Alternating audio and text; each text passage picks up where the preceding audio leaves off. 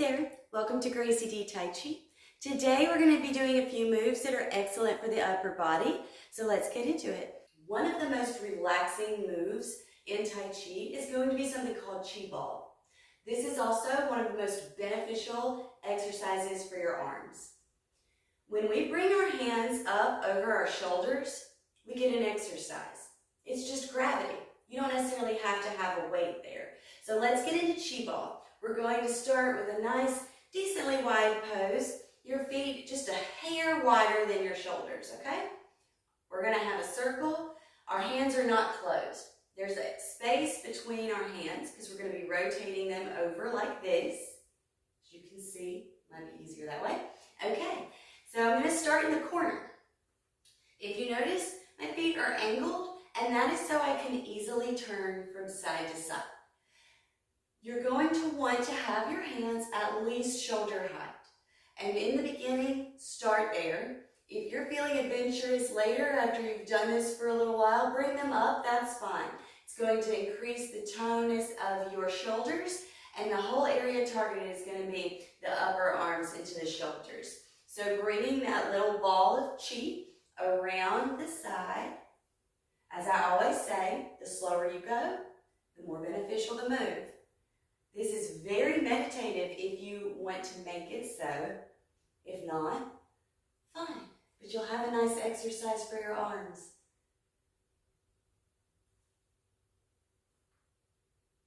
Breathing in, nice and deep. And out.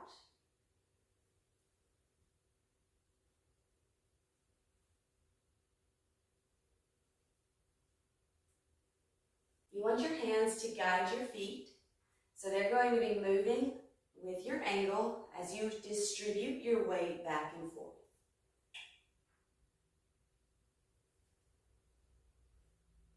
Perfect. You're doing great. So we're going to stop there because I have other moves that I would like to show you. But the longer you do Chi Ball, the more often you do Chi Ball, the faster you're going to see a difference in your arms being toned, your shoulders, even your upper back. The Chi Ball is incredible. I can't say enough about it. Next, we have Wild Goose Spreads Its Wings. To my knowledge, this is the only name for this move, but a lot of these moves have different names depending on what style you're doing. So Wild Goose Spreads Its Wings is going to be going up into a nice big stretch. Sorry, my arms are out of the shot.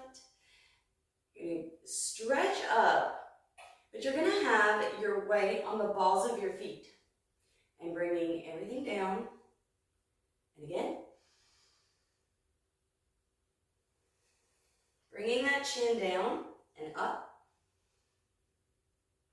Look at your hands, bring them down. Look at your hands. Bring them up. Look at your hands, bring them down. Look at your hands. So you're going to be doing that. Obviously, it's going to be a really good exercise for the lower half because you are on the balls of your feet. If that is too hard, don't fret, my dear. Being flat-footed for that move isn't going to break the situation. It's okay. You can always build up to being on the balls of your feet. If you're wobbly, that's okay. Sometimes it looks like that. Some days our ankles are just more wobbly than others. So please be very forgiving with yourself when you're doing Wild Goose Spreads Its Wings. So the main part is you're bringing your arms up and down. Okay, that's the majority of the move that's going to be focusing on the upper body. If you are flat-footed, you're bringing your hands up, you're still going to go into a small squat because that's what makes you look like a goose, dear. So up and down. One more time. Up and down. The stretch that's coming from your upper body is what makes you look the most like a goose. It's not you being on the balls of your feet and getting up on your tiptoes. You don't want to get on your tiptoes. At the most, you want to be on the balls of your feet. So we're going to move on to our final move for upper body strength. It's called looking at the moon while turning the body. This one is also, as you guessed, going to have your arms up predominantly for the majority of the move. I'm going to actually back up to make sure that my arms are in the frame. My outer hand is beneath my inner hand. This hand is closest to the wall, and that's how I'm going to differentiate these right now.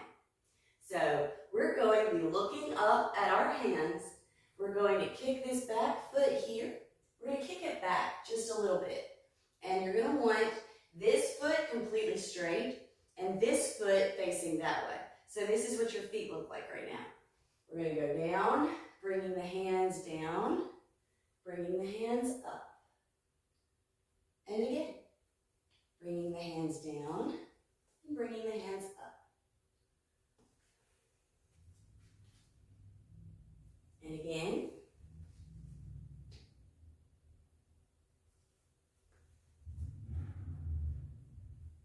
Nice fluid motion. Make sure you're breathing.